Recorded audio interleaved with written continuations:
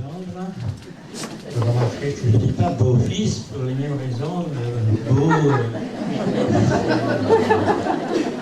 Donc c'est mon gendre. Hein?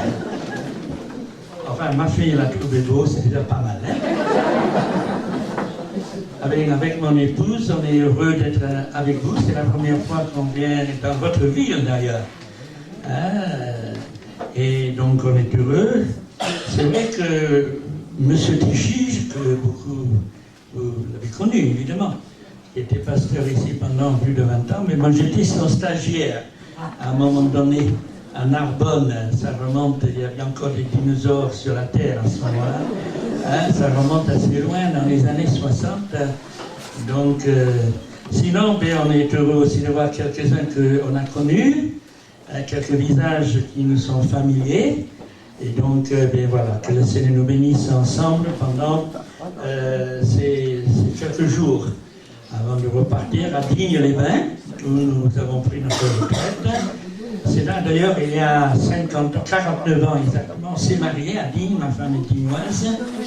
Et donc, on est revenu aux sources, pas les sources à ma femme, parce que mes sources à moi sont de l'autre côté de la Manche, dans l'île de Beauté.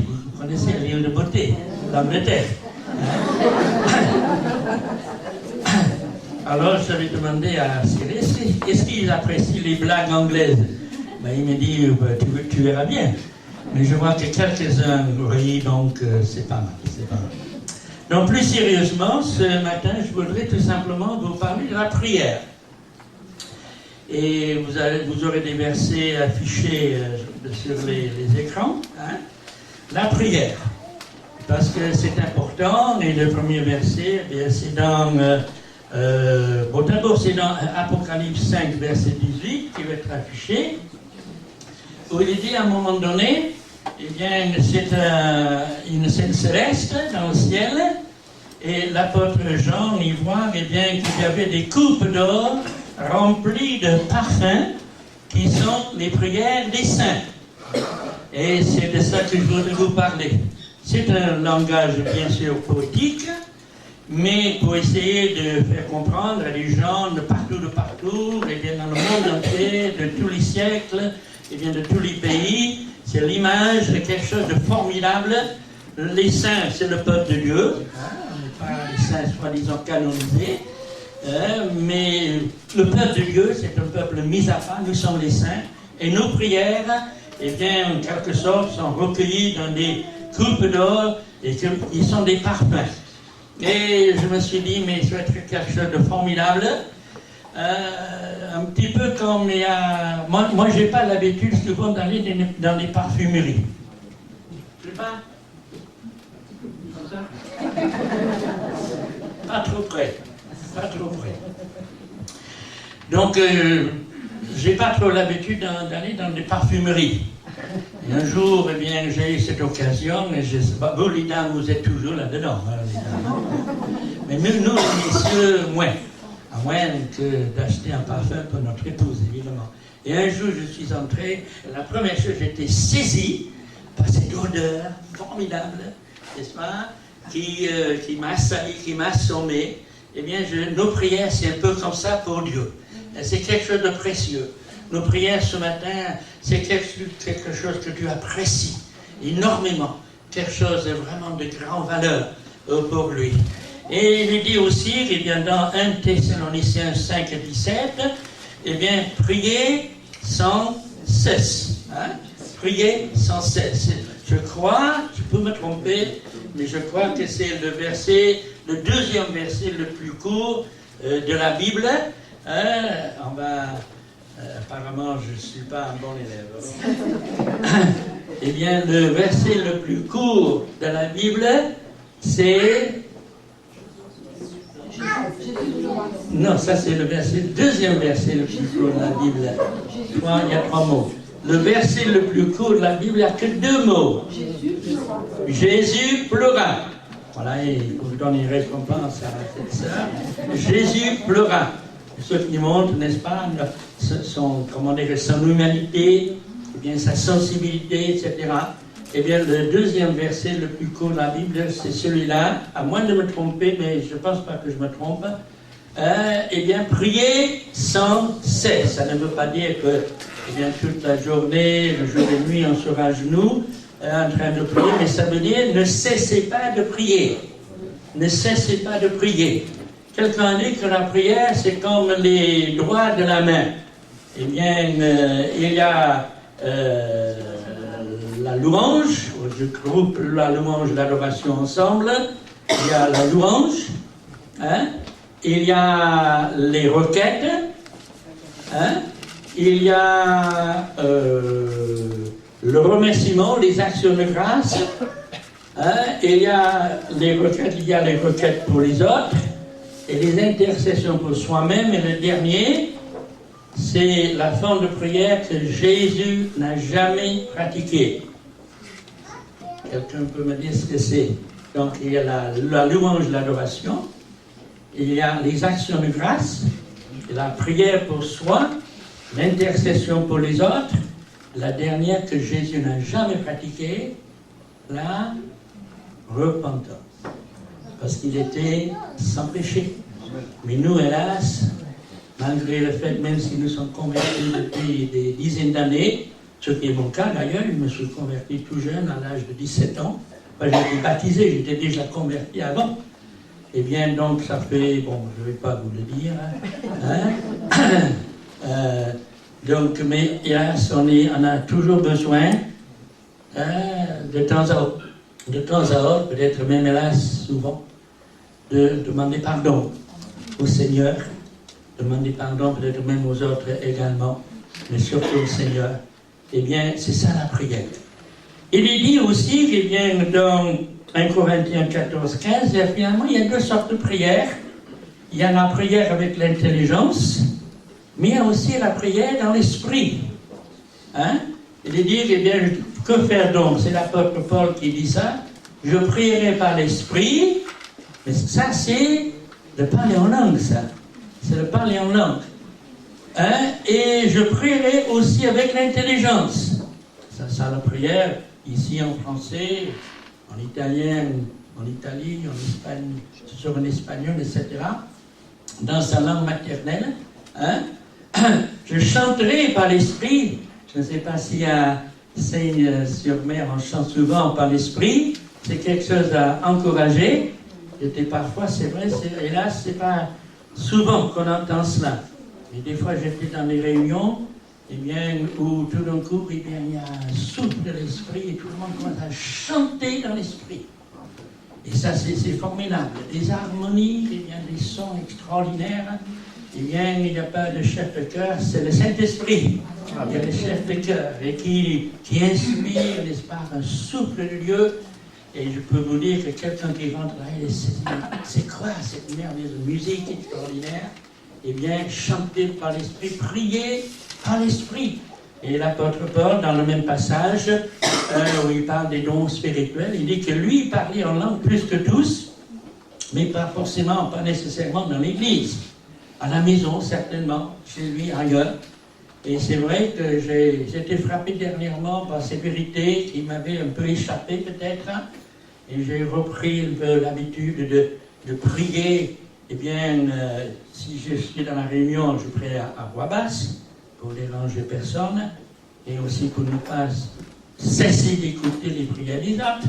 Mais à la maison, prier par l'esprit, c'est quelque chose de formidable. Prier avec l'intelligence, c'est toujours un peu mieux, surtout à la maison, eh bien, de prier dans sa langue maternelle. Pour moi, c'est l'anglais. Ma langue maternelle, peut-être ce sera le français, l'italien, le chinois, que sais-je. Eh bien, on est toujours un petit peu plus à l'aise dans sa langue maternelle, c'est normal.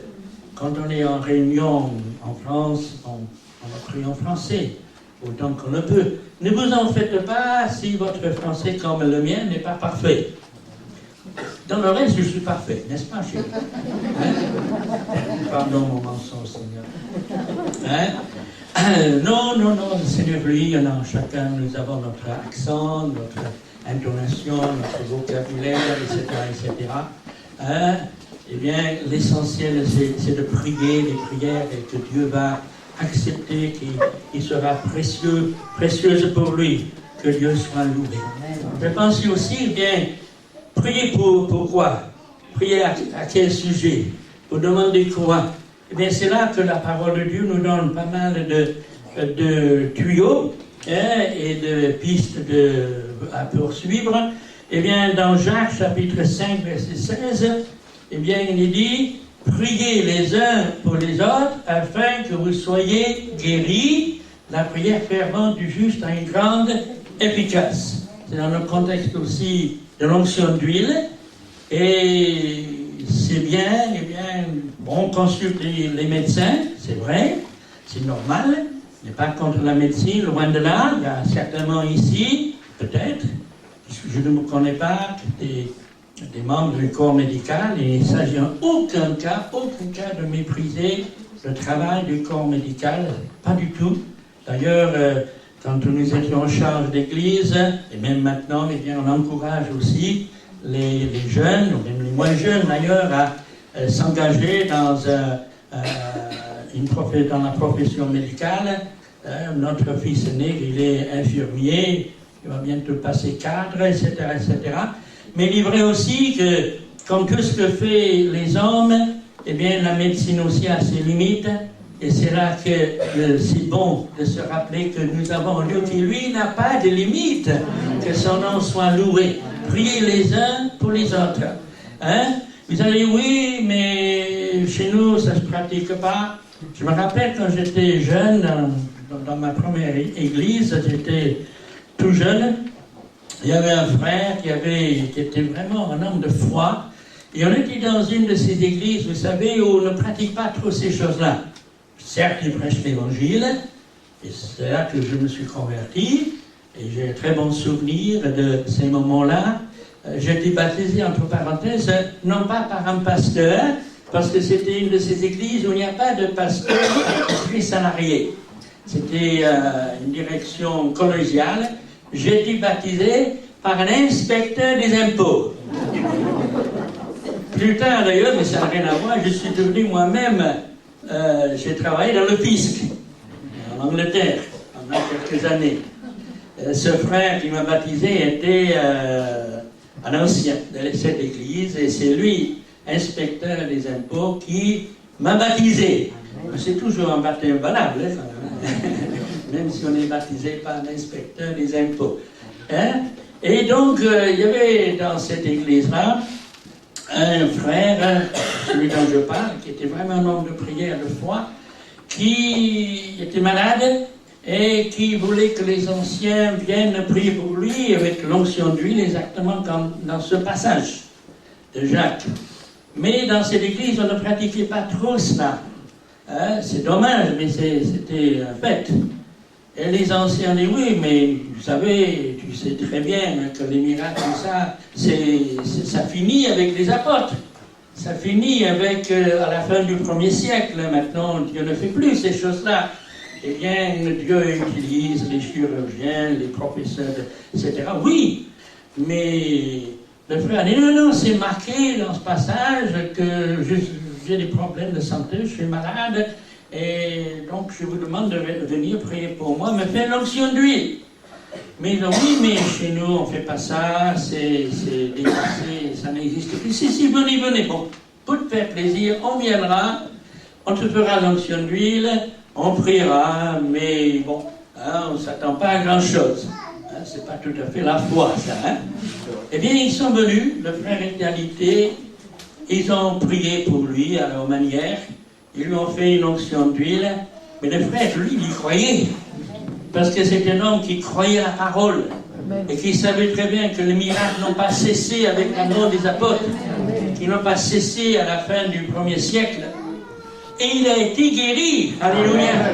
Et oui, la prière de la foi, c'est encore mieux lorsque le pasteur, les anciens y croient aussi, bien entendu. Hein? Juste pour dire que Dieu est bon, Dieu est merveilleux, que son nom soit loué. Dans Luc 22 et le verset 40, eh bien, ça nous arrive d'être tenté. Est-ce que quelqu'un ici peut lever la main pour dire qu'il n'est jamais tenté, que je vois ce menteur? Oh, cette menteuse. Ah, vous êtes assez honnête et réaliste pour admettre que, comme moi-même, des fois, on est quand même tenté de faire des choses qu'on ne devrait pas faire, de penser ou de dire des choses qu'on ne devrait ni penser ni dire. Oui, hélas. Jésus dit, eh bien, c'était dans le jardin de Gethsémane, hein, priez afin que vous ne tombiez pas en tentation. C'est pas aussi dans la prière qu'on appelle le Notre Père. Eh oui, mes amis, c'est toujours l'actualité. Hein. Je dirais de plus en plus d'ailleurs.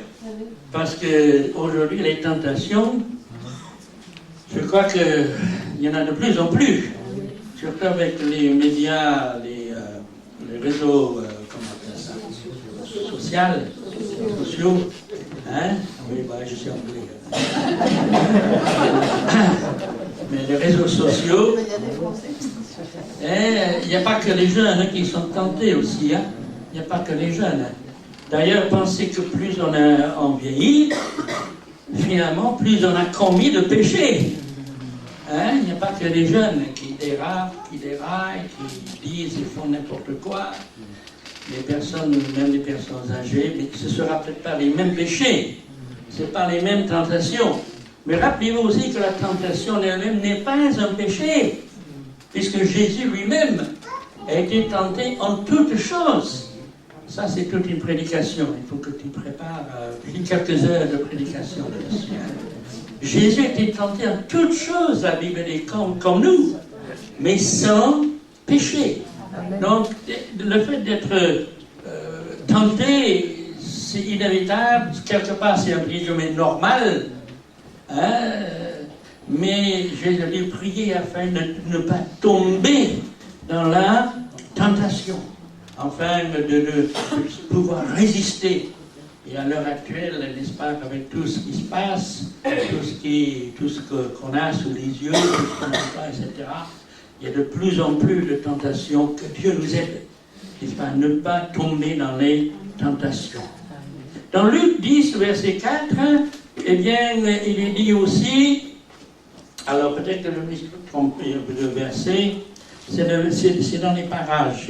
Jésus dit, priez le maître de la moisson d'envoyer du ouvriers dans sa moisson. Alors, j'ai dû me tromper. C'est dans, on va essayer de le trouver, Luc, chapitre 10. C'est le verset 2. Voilà. Luc, chapitre 1. Là, voilà, c'est ça, verset 2. Donc, je dois me corriger. Il dit, la moisson est grande, mais il y a peu d'ouvriers. Priez donc le maître de la moisson d'envoyer des ouvriers dans sa moisson. Hein? C'est vrai que je suis content de voir le nombre que vous êtes, hein? Probablement quelques manquants, hein? Quelques absents, quelques malades, comme c'est toujours le cas dans les églises. En été, je suppose que vous avez un peu plus de touristes. Il y a des touristes qui arrivent ici en été. Non, on ne visite pas Seine-sur-Mer. Si, il n'y a pas de plage ici, quelque part. En été, donc nous serons plus nombreux. Merci Seigneur. Mais il est vrai aussi que, comparé aux habitants de la ville, les environs, là, on n'est pas trop nombreux quand même. Hein? Un petit pourcentage de la population totale, priez de mettre la moisson. Seigneur, envoie des ouvriers dans ta moisson. Mais vous n'avez jamais pensé que si vous priez, Seigneur, envoie des ouvriers dans la moisson, vous ne pouvez pas ensuite, logiquement, de façon cohérente, ajouter, mais pas moi, hein? Priez, Seigneur, envoie des ouvriers dans ta moisson. Seigneur, j'insiste, envoie-les. Mais moi, tu m'oublies. Hein, non, c'est pas logique, c'est pas cohérent. Si on veut que Dieu envoie des ouvriers dans la moisson pour qu'il y ait une récolte, pour qu'il y ait de plus en plus de personnes, pour que bientôt, eh bien, ces salles soient trop petites, il paraît que vous êtes ici depuis longtemps. M'attendez, c'est vrai? Oui, depuis le mois de mai. Depuis combien de temps vous êtes ici? Depuis le 1er mai 1978. 78. D'accord, 1er mai. En mémoire, la sœur. Oui, mais ça ne va pas, ça. Ça ne va pas. Il faut que cette salle devienne trop petite. Hein? Même s'il est un peu spécial. Hein? Les piliers qui vous empêchent à certaines places de voir ce qui se passe sur l'écran. Hein? J'ai l'horloge en face pour me rappeler que je ne dois pas passer là. C'est vrai. Envoie, Seigneur, envoie-moi. Me voici, Seigneur, envoie-moi dans ta moisson. Envoie-nous. Hein? Pas simplement le voisin, les jeunes. Non, non. Eh bien, Seigneur, nous voulons qu'il y ait une moisson. Et personnellement, je crois que nous sommes déjà à la dernière moisson. Amen. Quand je lis ma Bible, quand je vois un petit peu les prophéties, je n'ai pas la prétention de tout comprendre. Hein, je suis peut-être comme vous et vous êtes comme moi. Quand je lis certains passages dans les prophéties, dans l'Apocalypse, dans Ézéchiel et ailleurs, je dis Seigneur, je n'ai pas trop compris encore. Hein, surtout l'ordre chronologique des choses. Je suis un peu comme eh bien, les réseaux de la SNCF. Et pourquoi? Eh bien parce que si vous me demandez quels sont les pour l'itinéraire, par exemple Marseille-Paris, oui, je vais vous dire oui, les villes principales, il y a ça, ça et ça et ça. Mais si vous me demandez toutes les villes, les gares lesquelles on va passer, là, où est-ce que je veux dire? Et avec les prophéties de la Bible, les grandes lignes, oui, je les comprends. Les grandes lignes, je les comprends. Mais tous les petits détails, l'ordre des événements, là, ça m'échappe un petit peu. Hein? Mais par contre, je suis convaincu d'une chose, que nous sommes à la fin du temps. Amen. Et que déjà la dernière moisson est en train. Et quand j'écoute un peu quelques informations qui nous parviennent de certains pays, je suis émerveillé parce que Dieu est vraiment à l'œuvre. Et Dieu qui m'a appelé ici en France pour travailler, eh bien, en France, je dis Seigneur, moi je veux ces choses aussi pour la France. Pour l'Angleterre aussi, je ne vois pas d'inconvénient, hein, mais pour la France. Parce que, franchement, on n'est pas trop gâtés, point de vue chiffre du monde évangélique. On n'est pas trop gâtés. Hein. Je vais donner demain soir une conférence, quelques explications sur les témoins de Jéhovah. Je ne sais pas si vous réalisez, mais les témoins de Jéhovah sont plus nombreux que les assemblées de Dieu. Ils sont à peu près 130 000 en France. Hein.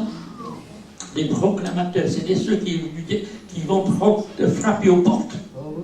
Sans parler de tous ceux qui circulent plus ou moins dans nos milieux.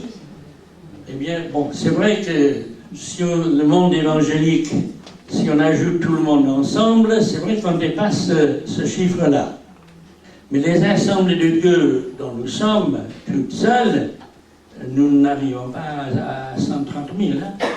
Je ne sais pas exactement combien on est, mais on n'arrive pas à ce chiffre-là. Hein. Nous sommes à la fin des temps, frères et sœurs. Hein. Mais le diable le sait aussi. Maintenant, il sait aussi qu'il est vaincu. Il ne veut pas l'admettre. Il ne veut pas l'admettre. Il est trop orgueilleux pour l'admettre. Et il va essayer de contrecarrer, de freiner, et bien de faire tout ce qu'il peut pour empêcher eh bien, que le travail, l'œuvre de Dieu, le dénouement final d'arriver. Il fera tout. Et il va utiliser ce qu'il fait, entre autres, ce que nous appelons les mouvements sectaires. Il y a des petits mouvements, mais il y en a d'autres aussi. Eh bien, pour contrecarrer l'Église du Dieu vivant, c'est ce que nous sommes, alléluia. Hein? Eh bien, que Dieu nous aide, que Dieu soit loué. Et ça nous amène à Éphésiens 6, verset 19, où l'apôtre Paul dit, c'est pas le seul endroit, il le dit d'ailleurs, il dit plusieurs fois dans ses épîtres, priez pour moi, dit-il. C'est l'apôtre Paul. Hein? Etc., etc. Priez pour moi. Pourtant, tu es l'apôtre Paul. Tu as écrit presque la moitié du Nouveau Testament. Tu as vu, toi, des guérisons, des résurrections, tu as vu le Seigneur face à face, tu as entendu sa voix, tu es monté jusqu'au 3e ciel, etc. Et c'est plutôt toi qui dois prier pour nous. Mais Paul, il dit, non, priez pour moi. Parce que l'apôtre Paul savait que les serviteurs de Dieu ont besoin d'être soutenus dans la prière, mes amis. Et les serviteurs de Dieu, avec leurs épouses, leurs enfants, ils sont les premiers attaqués par l'ennemi. Hein? Quelque part, c'est la logique des choses. Si le diable peut atteindre le serviteur de Dieu, pour lui, c'est mieux que d'atteindre simplement un simple chrétien qui n'a pas beaucoup moins d'importance. Hein? Priez pour moi. Nous devons prier pour les serviteurs de Dieu. Amen. Priez pour Cyril et Rosetta. Priez pour moi. Je suis certes maintenant à la retraite, dans le sens que je n'ai pas charge d'église. Mais je réponds aux invitations, etc., etc. Et je fais ce que Dieu me demande de faire, mais nous aussi, avec mon épouse, on est attaqués. On est attaqués. Dernièrement, on passait par quelques épreuves et j'avais des mauvais rêves.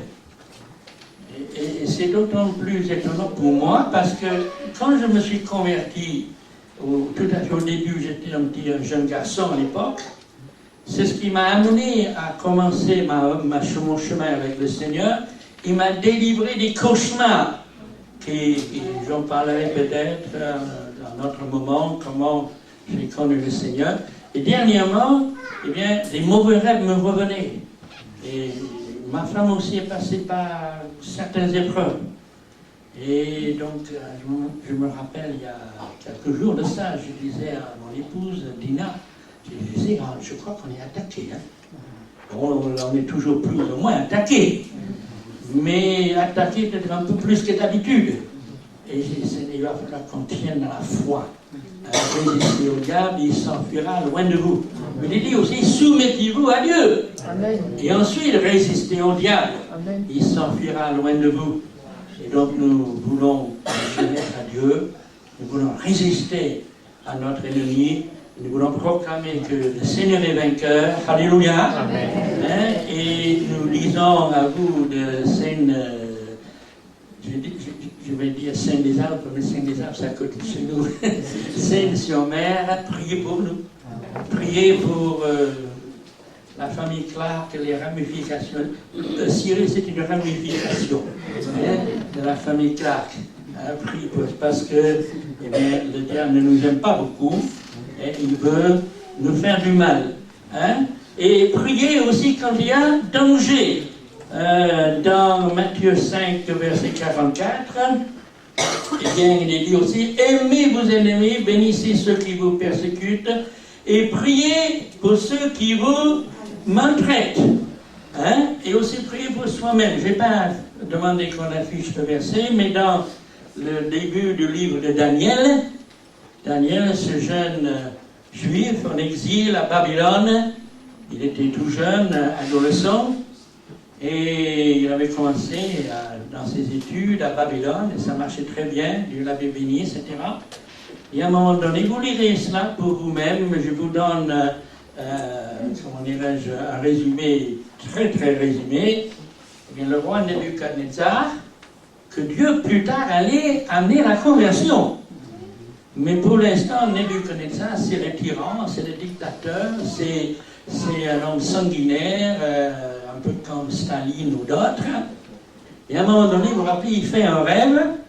Et le problème, c'est que ce songe, il ne se rappelle pas exactement ce que c'est, hein, mais il sait que c'est important.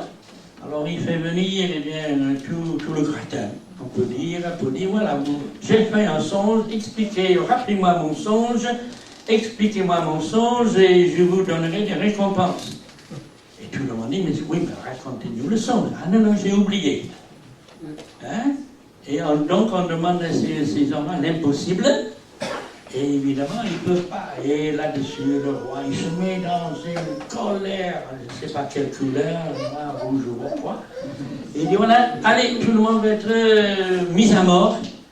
Et Daniel, qui n'était même pas au courant, qui n'était pas là, tout d'un coup, il découvre qu'on va l'exécuter. le moindre des choses de savoir pourquoi. Alors, donc, il demande un petit peu de temps qu'il obtient, et avec ses amis, ses camarades de classe, Shadrach, il y a des niveaux, qu'est-ce qu'ils font? Ils prient. Ils prient. Et quand il y a danger, quand il y a menace, quand il y a des situations impossibles, eh bien, nous prions. Nous demandons à Dieu. Nous crions à Dieu, Seigneur, tu vois ce qui se passe. Nous, on ne peut rien. Daniel ne pouvait rien faire. Il avait obtenu un sursis, déjà pas mal. Sinon, c'était l'exécution. Alors, ils ont crié à Dieu, ils ont prié. Le Seigneur a répondu, il lui a donné le songe et son explication. Et Jésus, dans un sens plus large, a dit, priez pour ceux qui vous persécutent. Aimez vos ennemis. Vous allez, mais c'est pas possible ça. Hein? Vous savez qu'à l'heure actuelle, dans le monde partout, les chrétiens sont durement persécutés dans certains pays. Vous avez peut-être fait, dimanche dernier, c'était le dimanche de l'Église persécutée. Vous en avez parlé un peu. Eh bien, on reçoit des fois des nouveaux, mais c'est horrible. C'est horrible. Et même à la télé, dans les médias, on entend parler de ça. C'est ce qui se passe. Les chrétiens sont les plus persécutés, eh bien, de toutes les religions. Hein? Où il y a d'autres endroits où d'autres religions sont persécutées, c'est vrai. Mais les chrétiens surtout. Et pourtant, Dieu, Jésus nous dit d'aimer nos ennemis, de prier pour ceux qui nous maltraitent. Comment vous allez faire ça? Eh bien, le secret, c'est qu'il faut que Dieu le fasse, Dieu nous inspire. Et il dit que Dieu demande au Seigneur de déverser son amour en nous par son Saint-Esprit. Hein? Parce que ce n'est pas humain, ce n'est pas naturel d'aimer nos ennemis. Hein? On prierait plutôt pour qu'ils soient frappés, qu'ils soient maltraités, etc. Mais Jésus nous a dit de prier pour eux, pour que Dieu leur fasse du bien. Et ce bien, c'est de les amener à lui. D'ailleurs, c'est comment il s'appelle, Martin Luther King, le pasteur noir qui a été assassiné, qui a dit dans son livre La force d'aimer, c'est celui qui m'a beaucoup bouleversé, Martin Luther King a dit, le meilleur moyen de liquider vos ennemis, c'est d'en faire des amis. Hein? Et c'est vrai, chers amis. Eh bien, prions pour nos ennemis. Il est dit dans 1 Jean 5, 16 de prier pour ceux qui ont abandonné.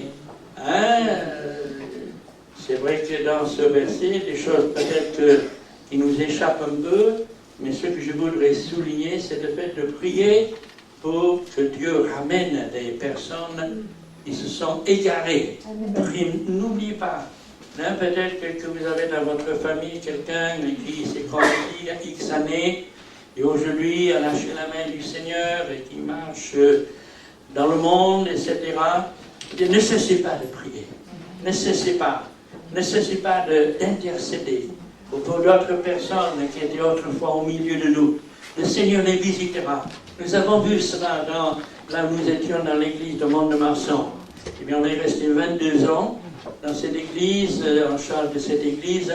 Et à un moment donné, j'étais très réjoui. Il y a un frère d'un certain âge qui avait abandonné la main du Seigneur des années auparavant, qui était complètement égaré dans le chemin de ce monde. Et un jour, j'ai eu à cœur, je ne le connaissais pas, cet homme-là, et un jour, j'ai eu à cœur d'envoyer une lettre à tous ceux dont les noms figuraient sur le registre, mais on ne les voyait plus, ça faisait dans certains cas des années qu'on ne les voyait plus. J'ai eu à cœur de leur envoyer un courrier. C'était bien avant qu'il y avait des emails et des SMS et tout cela. Et donc j'ai envoyé un courrier. Et finalement, le frère en question, qui a reçu mon courrier, il a eu comme un déclic. Il m'a dit après, je n'attendais que cela, j'avais envie de revenir. Et j'attendais que ça, mais je n'osais pas. Et tout d'un coup, eh bien, ton courrier, ta lettre est arrivée dans ma boîte aux lettres. J'ai lu ça, c'est Dieu qui m'appelle, c'est Dieu qui me ramène. Au bout de des années d'égarement. Alors il est revenu. Et il est resté fidèle au Seigneur pendant des années, jusqu'au moment où il est parti dans la gloire. Eh bien oui, prions pour ceux qui ont abandonné la main du Seigneur.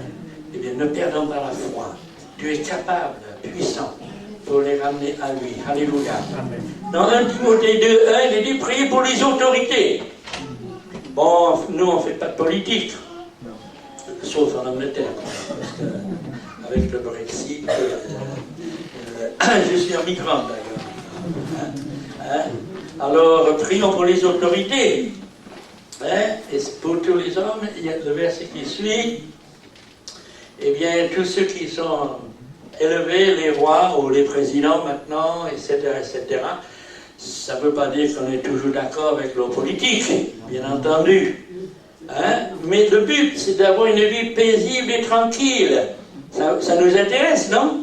Une vie paisible et tranquille, aussi, Seigneur. Bénis ceux qui nous gouvernent. Aide-les dans le leur de comprendre les choses, surtout dans notre France où franchement on fait un tas de lois qui, le moins qu'on puisse dire, ne sont pas tellement en accord avec ce que nous connaissons dans notre Bible. Nous prions pour que Dieu nous donne eh bien, une vie paisible et tranquille. Parce que personnellement, vu que je comprends parfaitement l'anglais, je vais sur pas mal de chaînes anglaises, anglophones disons, et avec les informations qu'on a en France aussi, à travers les chaînes normales, et je vois que partout, eh bien, il y en a dans combien de pays, eh bien, c'est pratiquement la guerre civile. Dans combien de pays? À Hong Kong, au Liban, dans plusieurs pays d'Amérique du Sud, et ailleurs, il y a d'autres nouvelles qui n'arrivent même pas sur les chaînes françaises, partout. Eh bien, on comprend aussi les raisons qui sont à la base de toute cette contestation, qui débouche en général toujours sur la violence et les morts. Tant que c'est une contestation paisible, pourquoi pas, mais c'est jamais le cas. Ça déborde toujours sur la violence. Et ensuite, il y a des blessés, il y a des morts, et en France c'est pareil. Donc on prie pour que Dieu nous donne eh bien, une vie paisible et tranquille, où nous pouvons pratiquer tout simplement eh bien, notre culte dans la tranquillité, etc. Et je termine ces quelques pensées et réflexions par le psaume 122, où il est dit « Demandez », et dans certaines traductions de la Bible, c'est dit « Priez pour ». Demandez la paix de Jérusalem, que ceux qui t'aiment jouissent du repos. Pourquoi demander la paix de Jérusalem? Je pense qu'il y a plusieurs raisons, mais il me semble que peut-être celle qui nous intéresse le plus, c'est quand Jésus reviendra, où c'est qu'il va atterrir, si j'ose utiliser ce mot? Jérusalem. Sur le mont des Oliviers. Là, il y a pas mal de passages qui nous montrent ça. Donc tout ce qui se passe à Jérusalem, ça devrait nous intéresser. C'est vrai que nous avons notre missionnaire, à sa famille là-bas, Jacques Elbaz, qui est aussi pour nous mon neveu. Je suis l'oncle par alliance, puisque Madame Elbaz, c'est une nièce à mon épouse, donc une cousine à Rosetta. Et nous prions donc pour eux, nous prions pour la situation, mais nous prions aussi dans le contexte de ce que Jésus va faire quand il reviendra, poser ses pieds sur le mont des Oliviers. Le grand dénouement est proche, mes amis. Alléluia. Eh bien, que Dieu nous aide. Donc priez sans cesse, intercédez, prions, louons, glorifions le Seigneur, prions les uns pour les autres, prions pour les serviteurs de Dieu, prions pour l'œuvre du Seigneur un peu partout, prions même pour ceux qui nous haïssent, qui nous persécutent, prions, eh bien, et ainsi, eh bien, toute cette prière est comme des parfums, recueillis dans des bols d'or dans le ciel. Ça plaît au Seigneur, c'est réjouissons pour lui, c'est merveilleux. Prions le Seigneur maintenant. Alléluia. Te bénissons, Seigneur, pour cette liberté que nous avons. Nous pouvons nous retrouver librement pour louer, glorifier ton nom. Nous prions aussi pour que dans cette ville où nous sommes, ton évangile pénètre dans tous les milieux, Seigneur, depuis la haute société jusqu'aux gens qui dorment dans la rue. Nous prions, Seigneur, pour que tu touches les hommes et les femmes, jeunes et moins jeunes, partout, partout, pour que ton nom soit glorifié sous l'Esprit de Dieu. Je prie aussi pour ceux qui sont ce matin fatigués, malades, écrasés par les fardeaux, les problèmes de la vie. Visite-les. Nous prions, Seigneur, pour tous ceux qui sont en danger, c'est que ce soit physique, Seigneur, spirituel, mental ou autre. Nous prions pour que vraiment tu interviennes, que tu agisses, et tu le feras. Tu le feras parce que tu es fidèle, Amen. Parce que tu réponds à la prière, parce que tu nous aimes tant. Merci, Seigneur, pour ces moments, et à toi toute la gloire, la louange, la reconnaissance, au nom de Jésus. Amen.